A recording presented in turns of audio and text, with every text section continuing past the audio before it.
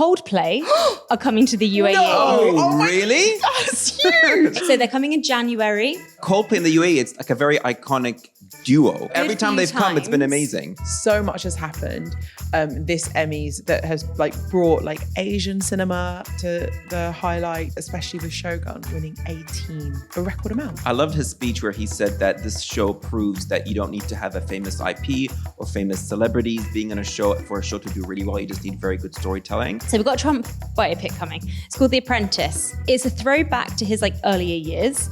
It's a drama. We've got Sebastian Stan in it. So he's unhappy, but it's still going ahead. I wrote a piece on 8 novels about the female Arab experience that I think people should read. I like the fact that they're opening up these discussions, and I suppose saying humanizing the Arab voice more and more, this internal dialogue that she must be having with herself. Hello everyone. Today we are going to be talking about our highlights from the Emmys. The controversial Trump film that could be coming to cinemas. And novels that you should read about the Arab female experience. This is Culture Bites. I'm Enas Refaei. I'm Farah Andrews. And I'm Maan Jalal. We have to kick off with a happy birthday. Happy birthday to all of us. Happy birthday, happy birthday, happy birthday. Happy birthday, Culture Bites. We are 1. 1 year old. Isn't that crazy? 1 year? I know. I was kind of expecting cake, producers. I'm Hint, looking hint. around the room. We can still get cake. Yeah. Can we? We could Let's do it. that. Should we do that after Yes, this? It's been a afterwards. year. Yes. 47 episodes, 1 whole year. Exciting. It is. Really It doesn't exciting. feel like a year, but it feels like we've done a lot of conversations, but it feels much shorter than a year. Does I it can't feel believe it's like been a year, but also longer than a year? Yeah. I'm really intrigued to see, I'm hoping we'll hear from some more people, because I know people have been sending in messages, but do get in touch if you've been enjoying our content for the last year. And we're definitely going to talk more about the last year towards the end of the show.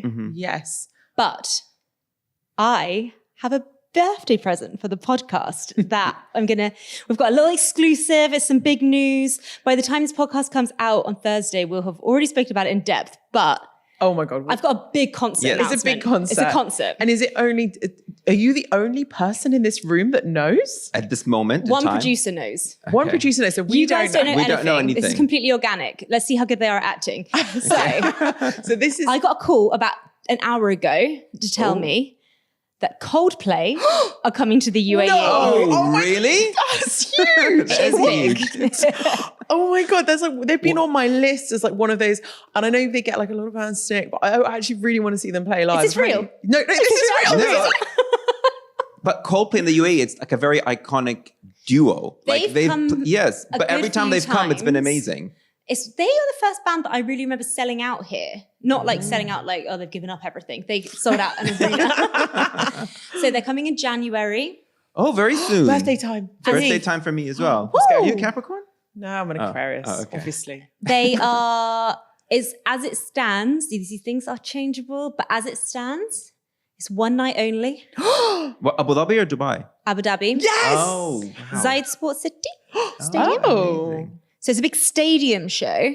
Oh. And January, 1 night only. And it's a GCC exclusive. It's the only country they're going to be coming to Oh, wow. in the GCC. It's Abu Dhabi. And it's Abu Dhabi. And it's 1 night only. I can't say it enough. 1 Yeah. night only, baby. That's pretty cool. That is huge. What a great birthday gift. So Chris Martin et al. Do we think they're going to bring any of their favorite Arab collabs? Oh, I'm thinking Alana. Yeah. Yeah. But did Chris call you? It was Chris Martin. Yeah. Yeah. Love that. Dakota Johnson and I were on the phone, and he said, "Hey, listen, if you got Farah there, we can chat." So but Oh no. you both got to keep it tight-lipped. Yeah. But by the time this comes out, we'll all be knowing about it. Okay. By the time you guys hear this, you have to get the tickets right away because I'm sure that's going to sell out. So hopefully by Thursday we'll have ticketing information and everything. At the moment, I know bare bones, but I know that we're excited. But if Very. you're listening to this, head over to our Instagram. I'm sure we'll have all the details. All the information Yeah. will be By the there. And the time- website. You're listening Yeah. to this. That is is an really amazing cool. birthday present. It's Thanks, a big Farah. It's a big announcement, That's yeah. huge. The only one I would say I want otherwise is Taylor Swift. So if everyone can work on that for our second birthday, I'd be thrilled. I think it could happen, you know. Start a campaign. You know what? Since My dreams come true. we're getting Eminem this year. It's just like we can ask for anything. And we're also getting Ricky Martin. Is that a big one for you? Yeah. I mean, it's a big one. Ricky It's Martin. huge. I saw pretty good Ricky music. Martin at the Jazz Fest, which interesting combo. He's not that jazzy. No, he's but not. Did I have a Vida Loca? Yeah. It was great. But for music lovers in Dubai, it's a in the UAE. I mean, it's a very good season. We have a lot of cool yeah, people we've got coming. a lot coming up. Listen, I've derailed us with our surprise. We need You to have. get Yeah. the script. Let's get to the script. So we're going to talk about the Emmys, and we really, when we were talking about this in our like little Last week's, meeting, yeah. a little meeting, we're like, we have to talk about what's important to, I think, like more of our region, because everyone's covering the big lines, but actually so much has happened this Emmys that has like brought like Asian cinema to the highlight, especially with Shogun winning 18, a record amount. 18 awards is huge. Yeah, it is huge. So on the Emmys are slightly complicated because on the night, the actual awards that we watched late night Sunday in the US, very, very early morning, Monday, I was up at 3 a.m. Yeah. 3 a.m. Before What a the sun. trooper. I felt like jet lagged by breakfast time. Those awards are the kind of like real headline awards. And then about a week before, because everyone's like, there's always so many Emmys. And this year they've been double, as we explained before, Yes. because of the strike. But there's also there's the primetime and the daytime Emmys, double again. And then they have the creative categories. They happen like a week before. And they're not aired usually. Yeah, and they're kind of smaller ceremony, Yeah. but that Shogun got 14 awards at that, and then 4 of the kind of very big key actor, director, best drama. They got like a lot of the headline Huge. awards. Huge. Yeah, 18 in total, which is a record amount. Yeah. Now. So, and then what other things? I know you and I are a big fan of this show. There was another show that won quite well. The Bear? Yeah. Everyone's like, it's not a comedy. I mean, there's a few moments that you have a little giggle. I definitely It's not a laughed. comedy. It caused me to go into like, it brought on a slight nervous breakdown, which isn't something that we laugh about. But it is... The host made a joke about that it not being a comedy. Dan Levy and Eugene Levy. Yeah. They were like, it's not a comedy, or it is a comedy, and we're not going to make a joke. I think I just They wrote said that it was joke. like we're both going to ham this up, but they said in tribute to the Bear, we're not going to make any jokes about them being a comedy because they don't have any jokes in the show. I was like, that's good. But it also like got 11 Emmys in total. Yeah. Huge amount. Yeah. Do we think they submit themselves as a comedy because I know they aren't going to really come up in the drama category, or do we think? I think they could have they- gone for drama. I do think it is a bit of an odd one because I think, you know, like no one would call Succession a comedy, but I definitely laugh more at Succession than I do at The Bear. Yeah, the Succession, that was, as stressful at times, but I guess like the one thing about The Bear is that it does follow the quite like 30-minute scheduling, and that kind of, it's quite fast paced, but it's... Could we call it a dramedy? So it could fall into Ooh, both. Have dramedy. you watched it? No. We need to explain what The Bear is. It's one of my favorite. I mean, I know you're a huge At Shogun this stage, fan. I feel like it's ubiquitous. Doesn't everybody know what The Bear is? It's in a restaurant. Is I it a think- restaurant? Yeah, it's like a chef. Yeah. It's a Yeah. chef thing. It's a kitchen drama. It's so stressful. But alas, there was a key snub though for Big The Bear. Rami Youssef, who's I want to say friend of the podcast, but not just like someone that we love talking about on the podcast. Egyptian American film TV maker. He directed an episode of The Bear. One of my favorite episodes. Actually, one of I my was just favorite going to episodes because we too. talked about it on the podcast. I asked you guys whether the episode was Emmy award worthy. It's the episode in Copenhagen. Yeah. It's It's beautiful. very moving. I think it's one of the best episodes, and it definitely sticks with you. When you think of The Bear, you think of that transition for that character, especially. But Lionel, right? Yeah. And is that the actor's name? I don't know. I'm really bad with names. Either the actor or the character is called Lionel. Come back to me on which. But But Rami's episode was good. really good. And I think the kind of really key thing thematically though is it's about a Michelin star restaurant, or a restaurant endeavoring to be Michelin star, And the Michelin food scene is so centered in Copenhagen. So it just really ties things up really well. You kind of see such innovative food making coming out of Copenhagen. It was quite nice to kind of take the series there. And it was wonderful the way that you can have one episode. It was like one of the first episodes that really did like character deep dives. And we like really like just stuck with the one character. We went to Copenhagen with him and it was like quite a touching story. And yeah, it was a beautiful episode. So shame that he didn't win. But didn't somebody else from The Bear win for directing for that? Yeah. So, I mean, the show still got the award, but it's a shame that Rami didn't. I'm not sure which episode got it, but I would, if I was the kind of woman that put money down on things, which I'm not, I would say it was Seven Fishes that got the award, the stressful Christmas episode. Yeah, that is a very good episode as well. I'm not going to judge it, but there's lots of things that we've spoken about as well, which is quite nice for Culture Bites. We've spoken about a lot of these things on our show, and then now we've had like Emmys to kind of like congratulate them. So we've spoken about now Shogun. We've also spoken about The Bear. To congratulate us. Congratulate and us. then the Emmys come along and they back us up and they say we've got great taste. Like, well done, Culture Bites. You picked out great shows. Exactly the right thing. I just want to say that if you do want good shows, maybe you should come to Culture Bites and choose them based on what we talk about because they will have won Emmys. We did speak about earlier the Year Baby Reindeer, which was a really moving, also put down as a comedy but stressful. Another wildly stressful comedy. Mad comedy about a man dealing with a stalker and what that entails.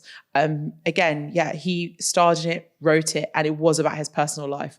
So really good to see Richard Gadd, the comedian who stars in that, win an award. I loved his speech where he said that this show proves that you don't need to have a famous IP or famous celebrities being in a show for a show to do really well. You just need very good storytelling. And I think across the board, you know, I like Shogun, you guys like The Bear, Baby Reindeer. All of them have in common is that element of really good storytelling. Yeah, that's completely which I think true. is really cool. Did you guys watch True Detective Night Country? I didn't, but I was so shocked that was the first Emmy that Jodie Foster has ever won. I mean, that was crazy. She's more film. Yeah, she is more film, but you would think... She's got an Oscar, hasn't she? She has an Oscar, and I think she has a Golden Globe. I mean, she's been acting since she was really young, All I'm so you'd saying assume... is get that woman on the stage and get her a Tony. Yeah, exactly. And we've got an EGOT on our hands. Another EGOT I want to see Jodie Foster sing. But yeah. Yeah. You've seen it? I have seen it. It's very good.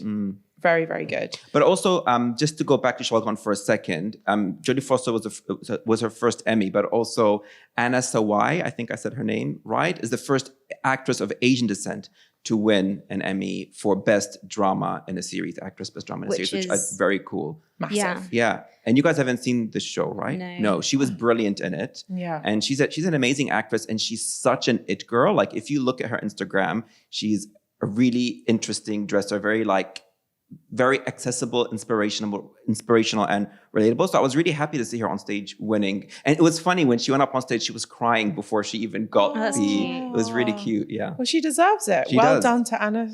Sorry.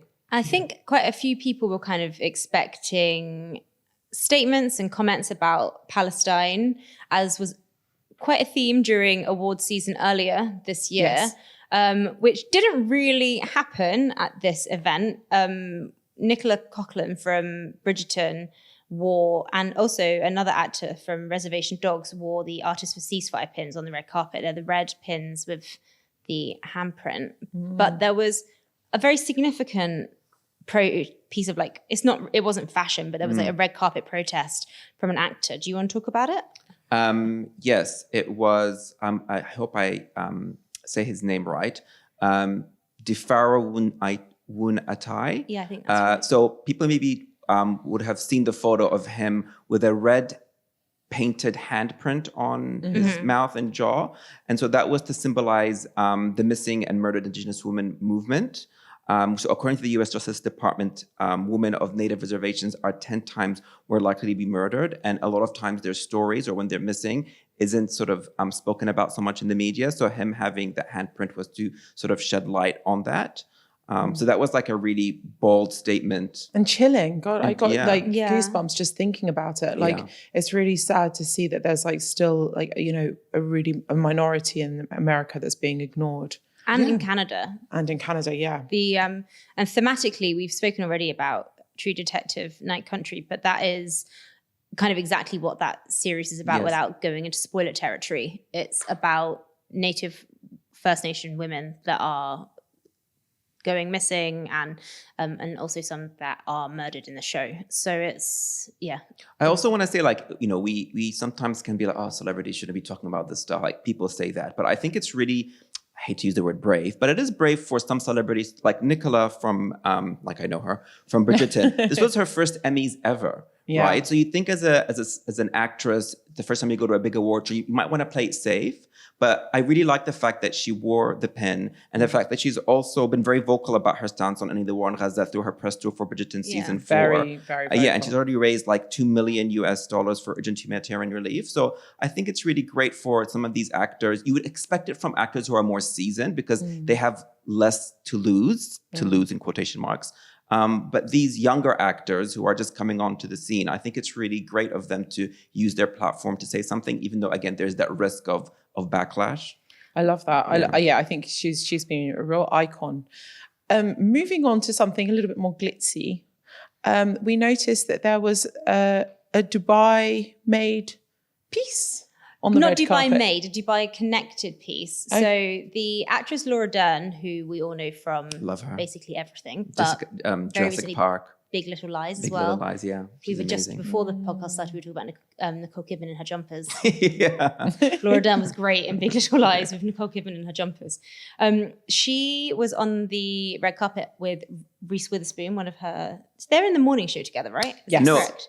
Oh, they're no, are they're they? Big Little Lies together. Richard Witherspoon with Jennifer Aniston in the morning show. Is that right? Yes. Or is Laura Dern? Oh, no, Yes. Laura Dern isn't in the morning Yes, show, I don't think. Jennifer Aniston and Reese Yes. Witherspoon. Actress Laura Dern, who we all know and love from Big Little Lies, she wore a very striking necklace from Indian designer Sabya Sachi. So it's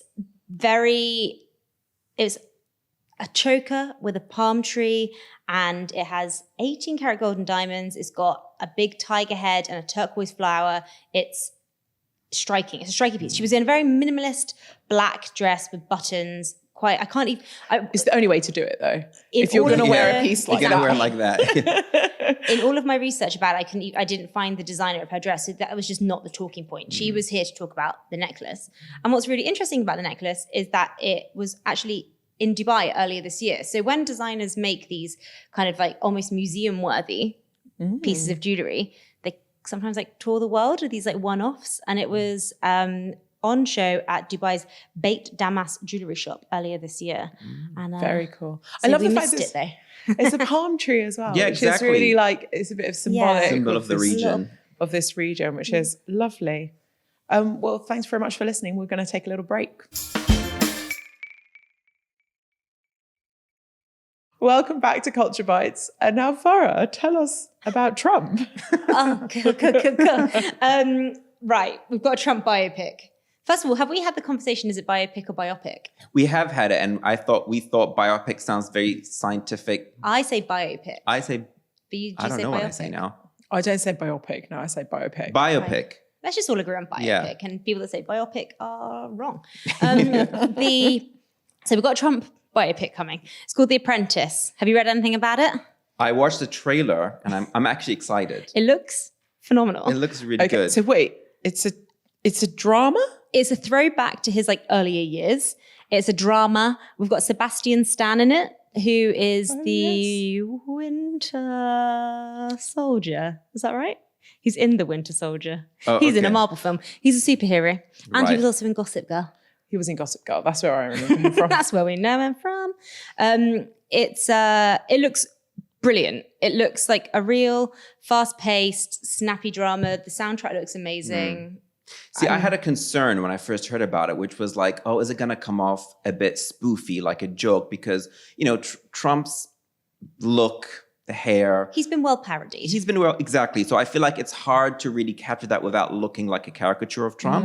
But when I saw the trailer, I was impressed that Sebastian Stan did a really good job of sounding like him without going overboard. But also I think the fact that it's set in the 70s, 80s, and the whole era was very glam, very over the top, it kind of helps. Are we saying that it's like modern Trump has kind of become like a caricature of himself? Because we don't have, like, Sebastian Stan isn't there being like huge and like closing his eyes and like those kind of things that we see get very much like riffed on skits like SNL. Exactly. And it's like there's no, I would say, pre-self-tan. Yes. Okay. But a few parts of the trailer that I enjoyed a lot. First of all, he repeats the word cheeseball like 3 times. And Trump gets called a cheeseball quite a lot. He gets compared to like Cheetos and like nacho cheese and those crisps. So I just thought that was like quite a funny little jibe.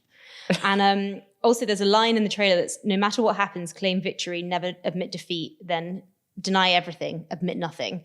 And they're kind of like his like early professional mantras that we've kind of seen carry through in some ways to his political approach. It's interesting, right? Because the producers behind the film say they wanted a fair and balanced portrait Whereas of Trump the former president. calls it, this garbage is pure fiction, which sensationalized lies that have long been debunked. He's not happy about it. So he's unhappy, but it's still going ahead. It's still happening. But this is the thing. Isn't America land of free speech? This can't, you don't pick and mix free speech. No, you can't pick him. Especially if you're a famous public figure, people are going to be writing biopics about you or creating biopics, whether authorized or unauthorized. So you really have no say in. Yeah, I mean, he's how you're lived his portrayed. life in the public eye. He was initially like in real estate. Then he made a decision to be in television. He went into The Apprentice. That's the name of the film, The Apprentice. Yeah. And like it's struggling to find a distributor though in the US. Oh, interesting. Yeah, because I think Trump's lawyers sent a cease and desist letter to producers in an attempt to block it from the US and the UK. Well, obviously US this sales, week we've also had the news on Sunday that there was another attempted assassination on the president. Former president. Yeah, sorry. The former president. Get that Of right. the Don't US. go there yet. But, you know, he's on his campaign trail at the moment. And I do think that there is something to be said with, like, is this really the right time? Somebody tried to kill the guy again. Not again, you can't kill someone twice. But you know what I mean? Like, is it the right time to be you can try attempted, twice, and yeah. that's what they've done. Yeah. Yeah. That's a very good point. Like, I guess it's the question then is like, he's putting himself in this election campaign. He's very much put himself back into the forefront of news and the forefront of conversation for like completely apolitically. He's taken himself there. Obviously, he has a very devout following and passionate fan base. Yeah. And then there's, by the very nature of that, the exact opposite of people that are very passionately Against not him. in line with what he stands for. So again, he's put himself into this. That's his decision to be running for president twice. I like the line in the trailer where somebody asked him, what happens if you lose all your wealth? And he'd be like, well, I'll just run for president. No, he actually said that. Well, I mean, who knows if he actually said it, but there have been clips that I've seen around of him talking what he would do, talking about how he would become president back in, I think, on some talk show in the 70s and 80s. So it's interesting. And by the way, it's directed by Iranian-Danish filmmaker Ali Abbasi, and it's going to be coming to the UAE on October 16th. So we definitely get to watch it here. So yeah, it's not necessarily being distributed in the US, but it is coming here. It's coming here. It's out, but it's already been shown at Cannes. Oh, and it has. Been. Okay. It's not a complete secret, this film, but it's got pretty warm review at Cannes. Like people acknowledge it's a good film. Because whatever you say about Trump, it's an interesting story. You know, it is an interesting story. You know, this guy in the beginning of the trailer, it shows that nobody really knows who he is. Somebody's like Donald Who in the trailer. So it's cool to see. That's probably this. the part that he hates. That's the bit that he's like, this is the one garbage. bit. Yeah. Everyone's always known me. I just think he's such a fascinating character. Like, you know, I've been working in news for so long, and I know, like, I'm probably part of what everyone says, like, oh, you know, the news cycle just keeps perpetuating this guy. But he's just so interesting, and people do just like want to see and hear about him. So I can understand him, like whether you love or hate him. Not to sound like it's Marmite, but people are intrigued by this character who rose all the way to being, you know, the most powerful person. It's like in probably. 18 months, he went from coming down that escalator saying, I'm going to run for president. And From then he reality star was to president. Yeah. Insane. It is crazy. Whoa. If you guys are watching this on YouTube, just do another tab, search the trailer, watch the trailer, and then come back and then comment below. Very important to do another Very tab. important Do to not do. leave Yeah. viewing of this. Don't leave us ever. How many tabs do you have open? Oh, it's. I'm sure, like Farah, like probably a million, because as a journalist or You news just person, assume that. I'm a multi-tab. Yeah. Are you? I can't. I'm like, I might need this some point in the next year, so I'm going to leave it. I saw a meme that called them like your emotional support tab, and I was like, that's exactly what they are.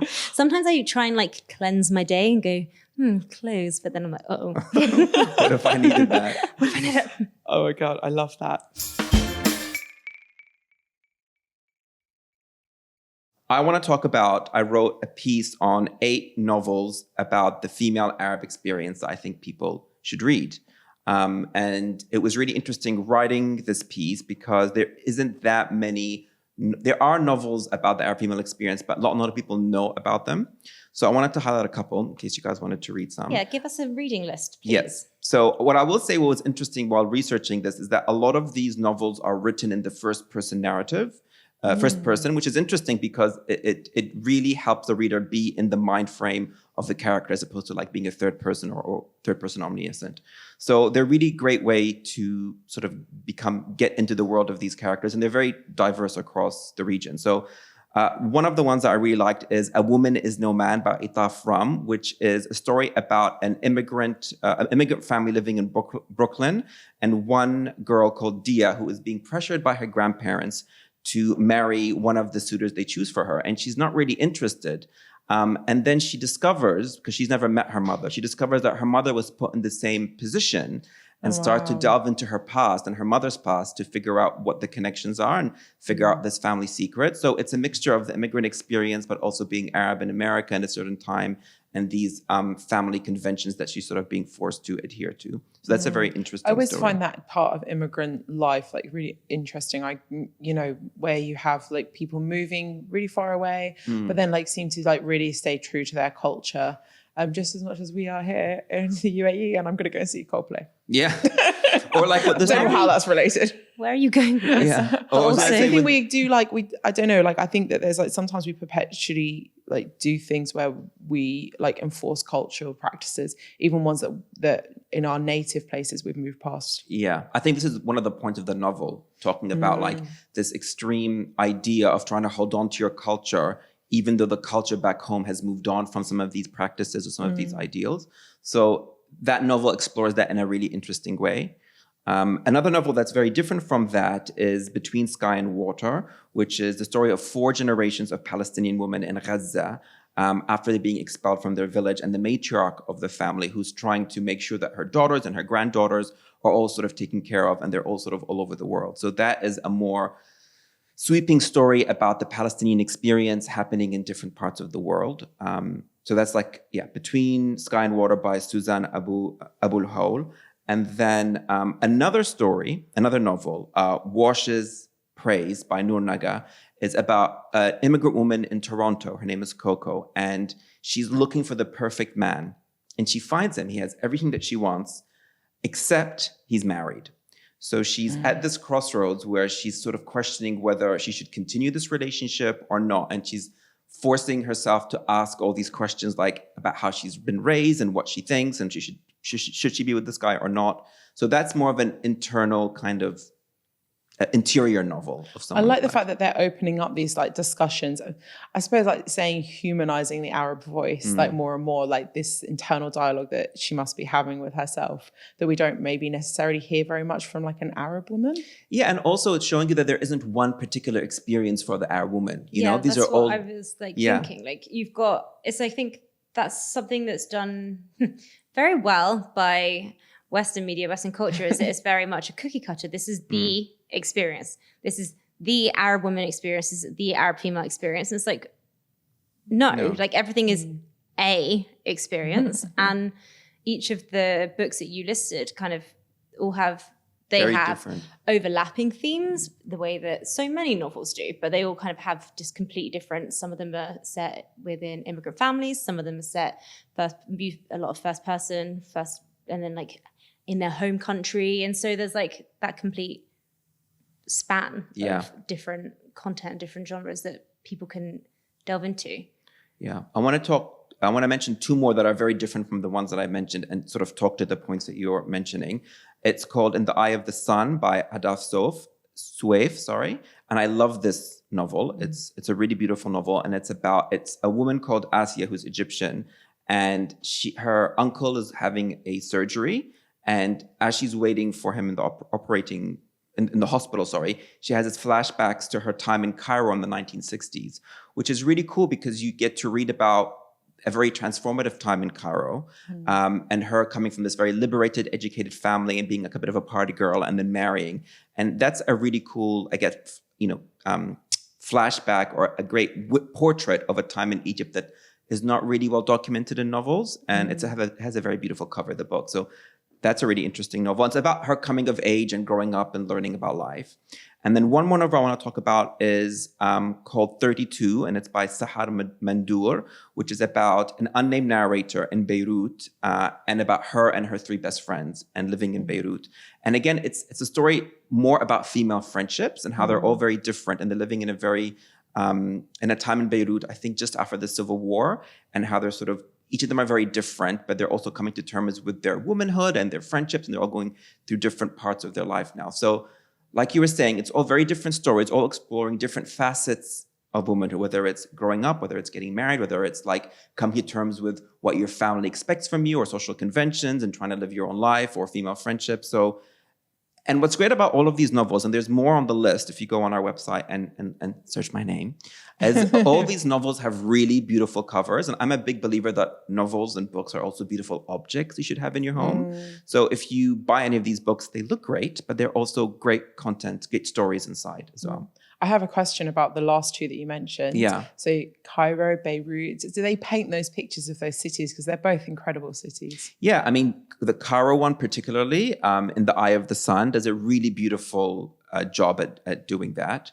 I haven't read 32 by Sahar Mandoor, but I think it probably does from what I've read about it. So yeah. I'm going to, go through your list and definitely... Yes. You also had Girls of Riyadh on the list, didn't you? Yes, I have Girls of Riyadh, which is a really wonderful novel. That's the only one I've read on your list. Yeah, I really enjoyed it. It's such such a good. I actually read it in Arabic and English. Did you? Yeah. Okay, yeah, because it's translated from Arabic. Yeah. And in the Arabic, it's quite like Saudi. It's quite fun. Saudi dialect. Yeah. Oh, cool. Okay, I haven't read it in Arabic.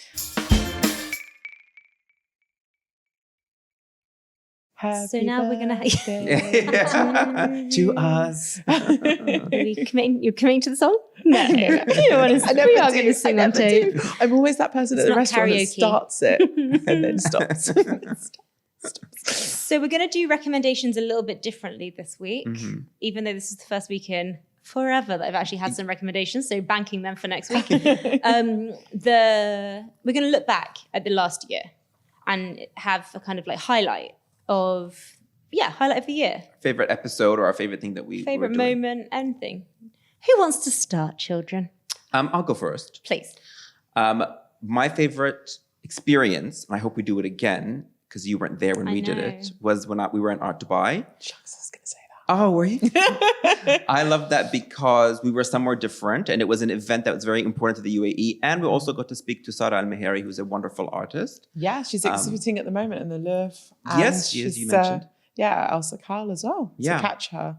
So Taking I like the that. podcast on the road is a fun prospect for us to be able to kind of get going with a bit more. And who knows, something might come up soon of that same Sounds like nature. you're teasing something Hint, that we've hint, got. dot. It's like when I said I wanted to go to Fiji. Hint, hint, hint. Putting it out there, manifest. Take the podcast to Fiji. No, I was going to mention Art Dubai because it was my first ever Art Dubai and I kind of didn't know what to expect. And it was just overwhelming. But I was also going to say Aya Haidar, who's a good friend of mine, but also an incredible Lebanese artist who was exhibiting there and that I got to speak to. That was it. Mine, tricky. I think it was actually kind of pre-Culture Bite starting when you and I went to the Louvre and did our we were just we went together, we took an afternoon, at the weekend obviously, wasn't one time. And we're like, right, we're going to really think about this for the podcast and kind of in our headspace for it. And that was a good kind of bracket for me of, we're doing this. And then I've now been to the Louvre so many times this year off the back of research for this and like different elements of it. So yes. That was the exhibition with the books, right? The books of life or the books of light. Abraham. Yeah, the Abrahamic books. Yeah. Oh, cool. I think like Books of Light. Yeah, I think it was Books cool. of Light. I was thinking, we need to do another school trip. But now that we've got this Trump biopic, I'm just like, School trip to the cinema. school trip to the cinema sounds great. This has been a fun episode, gang. Wonderful. Happy birthday to us. Happy birthday to us. Thank you as well, everyone who's been listening for the past year and supporting us on Instagram and happy birthday YouTube. to you too. Yeah. Welcome to the fold. That's it for today. Thank you again for listening. And if you enjoyed this episode, please follow and subscribe on your favorite podcasting app. And don't forget to tell your friends and family and to follow us on social media.